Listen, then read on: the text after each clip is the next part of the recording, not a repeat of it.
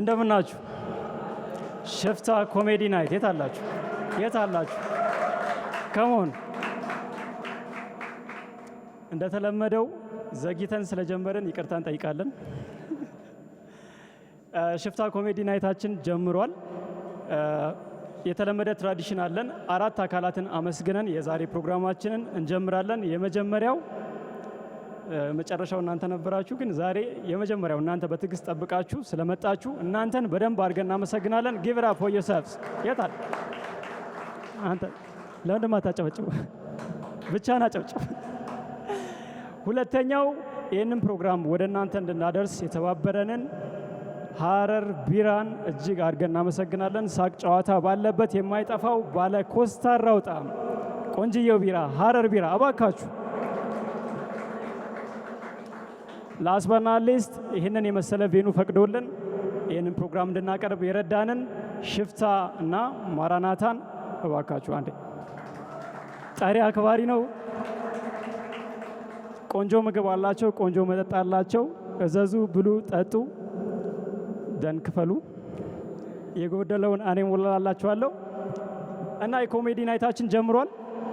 ግን አንዴ እስቲ በደንብ ኤነርጂው የለም፣ ቫይቡ የለም። የት አለ?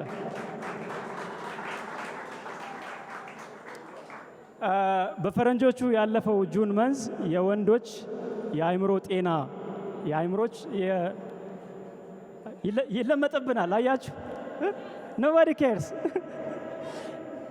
ያለፈው ወር የወንዶች የአእምሮ ጤና ወር ነበረ። እንኳን አደረሳችሁ፣ እንኳን አደረሰን። እሺ ወንዶቹ ቢያንስ it's all about us, it's all about our mental health። እስቲ የታል? ሌላ በዓል ሲሆን ባይዘወይ ገና በዋዜማው ጀምሮ የሆነ ዝግጅት ነበረው። የኛ ስቲል ብዙ ሰዎች ያውቁ ጁን ሰኔ ላይ ምናምን የአእምሮ ጤና አብደን ነበር ምናምን እንላለን። ምክንያቱም ኮንቪንስ ለማድረግ ከባድ ነው። አንደኛ ብዙ ሰው ግድ አይሰጠውም። ግድ ቢሰጠው ራሱ ባለፈው ቀን ሌላ ያወርቸዋለሁ እና ቱ ኮንቪንስ ኢትዮጵያ ውስጥ ሜንታል ሄልዝ ምናምን የሚለውን ነገር ለወንድ ልጅ ከባድ ነው ማለት ላይ ጎዳና እስክትወጣ ድረስ ማንም ሰው አያምንም። ጎዳና ወጥተም አትታምንም ማለት ነው። ኢትስ ስታርተር ፓክ ባይዘው የብዶች። ሌላው let me tell you something በጣም ዛሬ ሞራሌን የነካኝን ነገር ማለት ነው። አሴ ኮሜዲያን ወይም ደግሞ አሴ ቦይፍሬንድ ኤክስን ሮስት ለማድረግ እንዳትሞክር በጭራሽ። ይሄን ኖት እያዛችሁ ስሙ።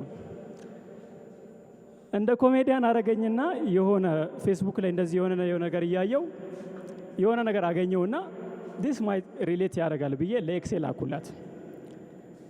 የዳሌ ማሳደጊያ ምናምን የሚል እንትን አገኘውና ላኩላት።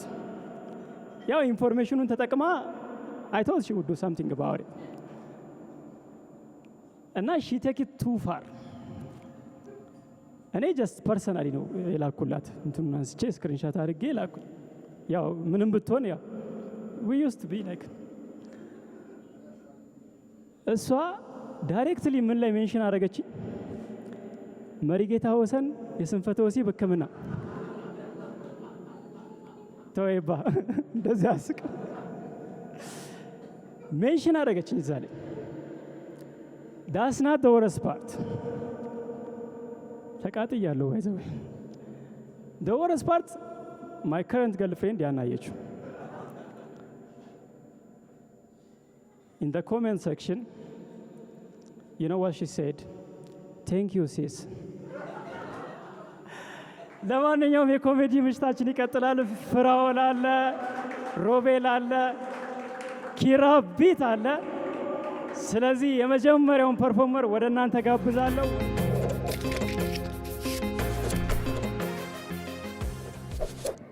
እንዴት ናችሁ የሽፍታ ኮሜዲ ቤተሰቦች? how you been? Scared to be back. So usually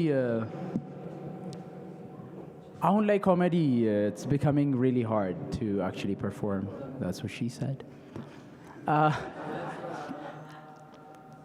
It's because everybody gets offended, right?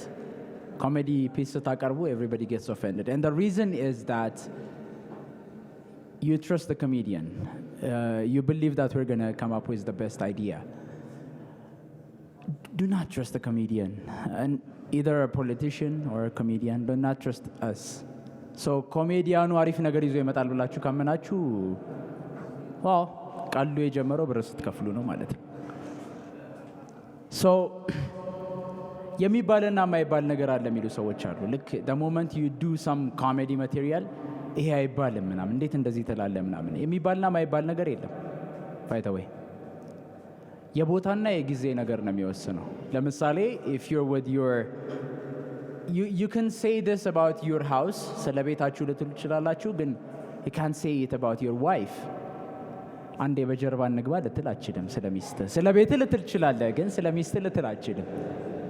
ባር ውስጥ አስወርደን እንጠጣ ይባላል። ሆስፒታል ውስጥ ግን ሌላ ታሪክ። አስወርደን እንጠጣ ይባልም ሆስፒታል ውስጥ ለሌላ ታሪክ እየዳረካቸው ነው። ሶ የሚባልና የማይባልን ኮንሰፕት ሳስብ I was imagining this thing where so recently I no longer have a phone. I've been relieved of my technical duties. Not because I got mugged. I got mugged long ago. When I got mugged, let me tell you the story. So when we got mugged, I was with a friend. እየወጣን ነበረ ከሆነ ቦታ እየተንቀሳቀስን ነው። በጊዜ ነው ሌሊት 6 ሰዓት ላይ። So while we were like walking around, some people came እና ከጀርባችን ምናምን አነቁን ምናምን ነገር እና እስከዛ ጊዜ ድረስ I never knew getting choked was my fetish. Seriously, I was just like, the guy was trying to mug me, strangling me, and I was like, should I finish? Should I pass out? It's just like a really weird concept. I was like, dude, wait tolo sartahid. Karona, I'm just gonna finish. It's just like erotic asphyxiation kind of shit ማለት ነው። ከዛ ግን የማይባል ነገር ላይ ካነሷኛ ቀር እግረ መንገድ ላንሳላችሁ። ልክ ስልኩን የተሰረቀ ሰው ቤቱ ሲገባ የታባቱ ጦስን ይዞት ሂድ በቃ ጠፋ አይደል አዲስ እንገዛለን አሁን ምን አይባልም። it's just basically like the moment ሚስት ሲያስወርዳት መተማ ልጅ አዲስ እንሰራ የለ ምን አስጨንቀሽ በቃ አዲስ ልጅ እንሰራለን ከሆነ አይባልም። seriously የማይባል ነገር እዚህ ጋር ይሰራል። ግን when we consider comedy there is a lot of echo. I sound like preaching ማለት ነው. So basically I'm just gonna quote a few things from my next performance. I will be turning 26 soon, in a month, and it's very terrifying. It's like a quarter life crisis kind of concept. Again, it feels like it's a midlife crisis. I started having a midlife crisis when I was 15. You just know it's ከ30 ዓመቴ በኋላ እንደማልኖር. It's very terrifying. 26 ዓመት ምናምን ልደርስ ነው ምናምንና like I look back and I was like I'm not doing nothing special in my life. And I just remember like special people to motivate myself. I read things, articles about the good founders of like greater companies ምናምንና whenever I read those I get the concept that እንትና በ21 ዓመቱ ጋራጅ ውስጥ ማይክሮሶፍትን ጀመረ እንትና በ22 ዓመቱ ምናምን ነገር ፌስቡክን ጀመረ and I was like it's too late for me. So if you're like a man, guys, and if you see a 40-year-old man እንደዚህ ቅርዝዝ ብሎ የሚሄድ ሰውዬ ወይ አማርኛ አስተማሪያቸው የነበረ ሰውዬ that guy is 25-year-olds 25 ዓመቱ ነው። በ25 ዓመቱ ወንድ ልጅ እንደዚህ ቅርዝዝ ብሎ ነው የሚሄደው። ከዛ ሴሌብሪቲ ሆና የ48 ዓመት ካያችሁ 21 ዓመቷ ነው። Trust me, 21-year-old ላይ ነች። I'm going to add one more thing or two more things before I go. So, even though you're 40-year-olds, guys, still there's something called sugar daddy. Since a lot of ladies have, or also men, daddy issues. ከተጋባችሁ በኋላ የሚኖራችሁ የተለየ ነው የሚሆነው። ልክ እሷ እንትን ትላለች ልክ እንትኑን አስተካክለውታል ምናምን ትላለች። like you know how you Instagram ላይ ልክ ስታይ hot single moms in your area የሚል ነገር ስታይ How do you guys fall for that shit and not lose your account? አታቋቸውም እነት እያስካልን ስንት ዓመታቸው እንደሆነ ምናምን like hot single አይባልም ሲጀመር ባላቸው ሞቶባቸው ነው widowed ናቸው። ሁለተኛ ደግሞ hot single hot really እያስካለች hot ምን ልታረግ ነው?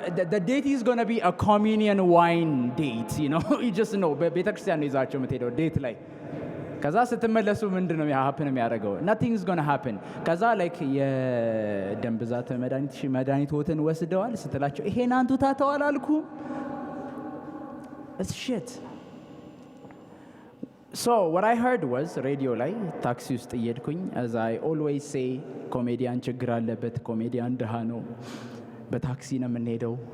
አንድም ኮሜዲያን መኪናዬን አቁሜ ትራፊክ ይዞኝ ምናምን ብሎ ቀልዶ አያውቅም። ኢትስ ኦልዌይስ ላይክ ታክሲ ውስጥ ሆኜ ሳስብ ምናምን ብሎ ነው የሚጀምረው። ሶ ታክሲ ውስጥ ሆኜ ሳስብ I was listening to this radio thing and like this guy was talking, this huge conspiracy theorist guy that used to be a singer, by the way. Messengers የሚባል ግሩፕ አላቸው ምናምን ሙዚቀኞች ነበሩ። When music was not available for him, he went to a conspiracy theory.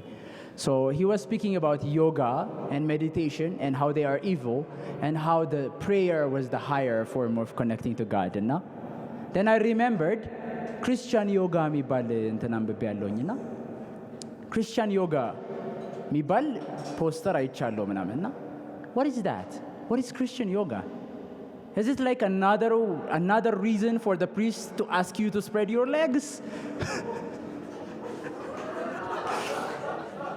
It's just so confusing. It's just like I told you a lot of people may have daddy issues. Is anybody here like especially male people Catholic school የተማረ ካቴ ምናምን? Raise your hands, please. Raise your hands. Nobody? Okay. Good for you, sir. So that guy has a different issue. It's called padre issue. So conceptually ማለት ነው we all live for the same thing. So we live for a purpose. So since we have a purpose, it's all about right and wrong. So if we're right, somebody has to be wrong. Then the only reason we always want purpose is because we don't want to be wrong by the end and stuff. And since we're mortal. So being mortal though gave us this beautiful thing called art. So one art form I really love is tattoos. So this girl had this beautiful tattoo and we were dating for a while and so it came to that moment where it was the night, right? So you go to the bedroom, we were fooling around, like from the front, all the tattoos were beautiful, amazing. I made the mistake of turning her around. So I turned her around and on her back was a tattoo of a QR code that said, "How am I doing? Scan this QR code." And ስላነዳዴ አስተያየት ካለዎት ነን እንቀይራታለን. There is a beautiful word that would personally make the best of it. And now I got offended, you know, as every one of you would be offended because of the jokes. ስላነዳዴ አስተያየት ካለዎት እንዴት አንቱ ትለኛለች? ይሄን አንቱ ታተኝ አላልኩሽም? So it's great to have you guys.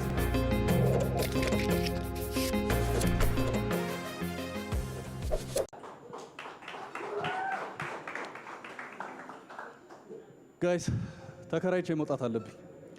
የምሬን ነው። ቤት ቀይ ስር ማቅረብ ጀምረዋል ማለት ነው። እንደማልወድ ያውቃሉ። ቤተሰብ እንድትከራይ ሲፈልጉ ፊት ለፊት አይነግሩም። እንዲህ ነው የሚነግሩ። እኔ ቀይ ስር አልወድም። የምሬን ነው። ቀይ ስር ምግብ አይደለም ለኔ። ማለት እንዴት ሰው ቀይ ስር ከሽሮ ጋር እሺ እንዲህ ዳር ላይ ምናምን ብቻውን ግን ለኔ ምግብ ፊቸሪንግ ምናምን እሺ ግባ ግን ብቻውን አልችልም። ያውቃል ደግሞ እያወቁ ነው የሚያቀርቡት። እኔ ቀይ ስርም እኮ ብቻውን መብላት ልክ የዲጄ ካሊድ ብቻውን ቢዘፍን ማለት ነው። የሌለ እኮ ነው። እንዴት ከባድ ነው፣ በጣም ከባድ ነው። ለማንኛውም እንኳን ደህና መጣችሁ። እናንተ ሄደላችሁ ደስ ትላላችሁ። ባይዘው ካፕሎች ምናምን ትታዩኛላችሁ። በጣም ነው የምታስቀኑት። የምር እኔ ቀናለሁ በጣም በካፕሎች። እኔ አይሰምርልኝም ሪሌሽንሺፕ የሚባል ነገር ሆኖኛ አያውቅም። እንደው አሁን ሰሞኑ በቃ ጠመመብኝ። ሞከርኩ ሊሆን አልቻለም። ያው ሰው ነኝ በቃ እኔም ምን አማራጭ አለኝ? ከፍዬ ልጠቀም አልኩኝ። በቃ ግድ ነዋ ከፍዬ ልጠቀም አልኩኝና አንበሳ አውቶቡስ ላይ ተሳፈርኩኝ።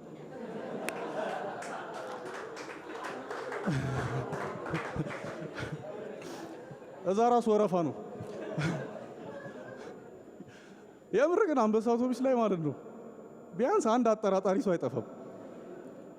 አንድ የፊዚክስ ህግ እሱ ላይ ማይሰራ ሰው አለ። ስፒድ ብሬከሩን ያለፍነው ቅድም ነው፣ እስካሁን እየተንገጫገጨ ነው ማለት ነው። ለምን እንዴት ይሆናል? አይሆንም እንዴ! እሺ ፍሬን ሲይዝ ሁላችንም እንሄዳለን፣ ሁላችንም አብረን እንመጣለን። እሱ እዛው ነው፣ እዚህ ጋር ቺክ አለ ማለት ነው። አይሆንም እንዴ! የኒውተንንም ህግ የወንጀለኛ መቅጫንም ህግ አንድ ላይ የጣሰው ነው የሰውዬ። ከባድ ነው፣ በጣም ከባድ ነው።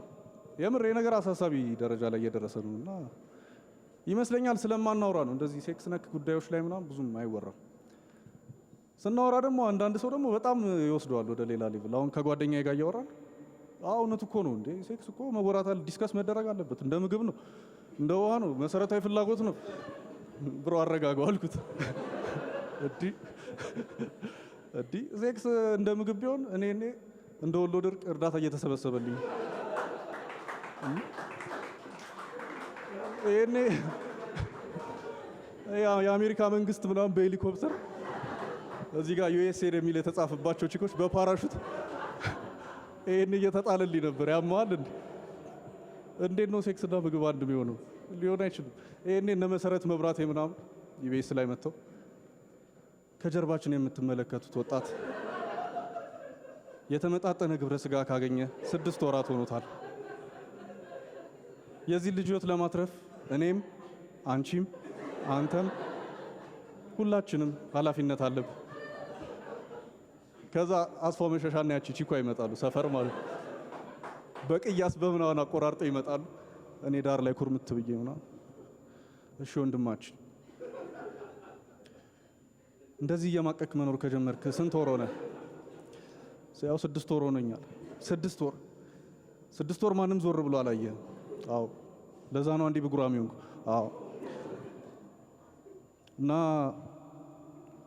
6 ወር ማን ያው መጀመሪያ አካባቢ የሰፈር ሰው ያው ያላቸውን እያዋጡ ይገዙልኝ ነበር። ከዛ ግን እነሱ ማቅማቸው ስላልቻለ ላሻሉ ምን አልከኝ ችላ አሉኝ። እሺ እንግዲህ ወንድማችን አሁን ይኸው መላ ኢትዮጵያ ህዝብ ችግርን እያየ ነው። ሁሉም ያቅሙን እንደሚያደርግልህ አንጠራጠርም።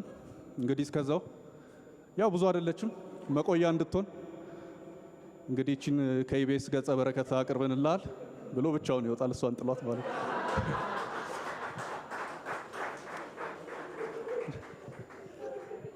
ከባድ ነው። እንዳልኳቸው አንዳንድ ሰው ሴክስን ያቀልለዋል፣ እንደ ምግብ ነው ምናምን ይላሉ። በእርግጥ ሁለቱንም እንወዳቸዋለን፣ ምግብም ሴክስም እንወዳለና ግን እኔ የበለጠ የምንወደው የቱን ነው ብትሉኝ ምግብ ይመስለኛል። ለመሰላችሁ ቆይ ላስረዳችሁ። አንዳንዴ የምግብን ቋንቋ ስለ ሴክስ እናወራ እንጠቀማለን። ካያችሁ ለምሳሌ አሁን ቺኳን አጠመዳት እንላለን። ከዛ በላት፣ ጠበሳት፣ ግንብ ጥብስ አይደለ? ምግብ ከመውደዳችን ብዛት እኮ ነው። ስለ ሴክስ እናወራ ራሱ የምግብ ቋንቋ ነው የምንጠቀመው። ስለ ምግብ ስናወራ ግን የሴክስ ቋንቋ እንጠቀም። ቺኳን በላት ሲባል ልትሰሙ ትችላላችሁ። በርገሩን ከካው ቢባል ግን ማለት ዊርድ ሰው ካልሆነ በእርግጥ አንዳንድ ቦታ ፍየል ምናምን ይጠቀማሉ። ብቻ እንዳልኳችሁ እኔ አይቀናኝም፣ ሪሌሽንሺፕ የሚባል ነገር አይቀናኝም።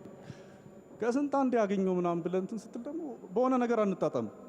አሁን ባለፈው አንድ ሺክ ተዋወቅኩ። ችግሩ ገጣሚ ናት፣ እኔ ደግሞ ደደብ ነኝ።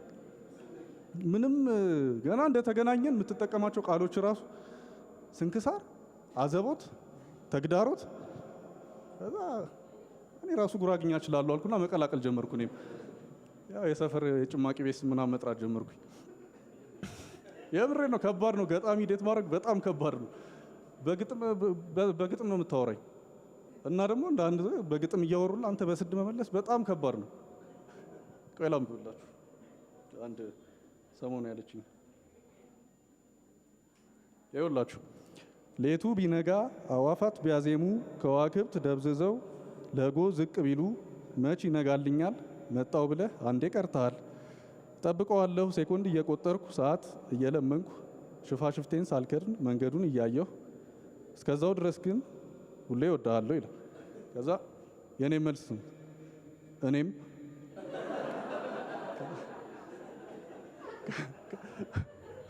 እሺ ቃል አልወቅ ቢያንስ ቃል ለምን ስፔሊንግ እሳሳታለሁ ስመልስላት። አሁን ባለፈው ፎቶ ላከችልኝ ከጓደኞቿ ጋር የተነሱትን በጣም ታምራላችሁ አልኳት። ከዛ ምላሿ ላይ የሌለ አንተ ሁሌ ሕፃን ነህ እንዴ አትሻሻልም እንዴ ምን ሆነ ነው እደግ እንጂ እንደ ቁመታስ ምን። ከዛ ምን ብያት ነው ብዬ ሳየው ለካ ምን ረስቼዋለሁ በጣም ታራላችሁ ነው ያልኳት። እና በጣም ከባድ ነው። ብሬክ አፕ እንዳደረግን ራሱ ከ3 ቀን በኋላ ነው ያወቅሁት በግጥም ነግራኝ ማለት ነው። እኔ ራሱ እላታለሁ የሆነ ገስት እኔ ራሱ በጣም እላታለሁ። ከዛ ያው በአማርኛ ነገረችኝ ማለት ነው። እና እኔ አይሆነኝም በዛ ላይ ሁሌ ቺት እንደተደረገብኝ ሁሌ እኔ ፊቴ ጋብዛል መሰለኝ ቺት አድርጉብኝ ይላል መሰለኝ። ቺት ደግሞ የሚጎዳህ ማለት ነው መደረጉ አይደለም እንደተደረገብህ የምታውቅበት መንገድ ማለት ነው የሚጎዳህ። ከሰው ስማው ችግር የለም በቴክስት ምናምን በብዙ መንገድ ቺት እንዳረክ ሊነገር ይችላል። ከዶክተር ስሰማው ግን ይከብዳል። እባክህ ፍራውል አንድ መጥፎ ዜና አለኝ እስቲ ያረፍ በል ይላል። እሺ ትላለህ። ፍቅረኛ አለ? አዎ። ታማኝ ነህ? አዎ። እንግዲያው 2 መጥፎ ዜና ነው ያለኝ። የመጀመሪያው ቂጥኝ ይዟል።